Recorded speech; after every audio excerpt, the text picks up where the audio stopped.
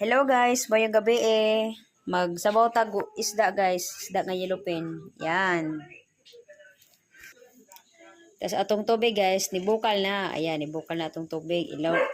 Ibutang na nato atong ilunod na nato atong lamas guys. Una natong ilunod guys, itong luya. Yan, luya. Tsaka bombay. Yan. Kaya lunod natin yung atsal guys para mabango. Butangan din nato og asindaan ng tubig guys no para naglunod na sa isda mo tuhop yung lasa. Yan.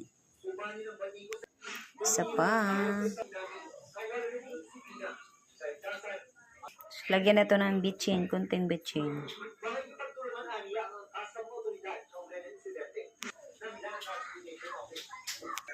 Ilunod na nato atong isda guys, kanibukal na guys. Yan, kamayin na natin guys. Ilunod natin lahat. Init. My gosh. Guys, naluto na yung sinabaw nating isda guys. Pwede nang kainin. Maghukad na ta guys. Pado na nato guys. Kay mga una ta guys.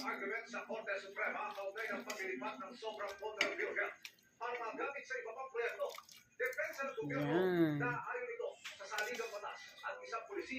Ito guys. Yan. Sa unang argument sa Korte Suprema, sinatag ng mga petitioner kung bakit unconstitutional ang paglilipat ng mga individualized funds na pondo ng PhilHealth para sa ibang proyekto.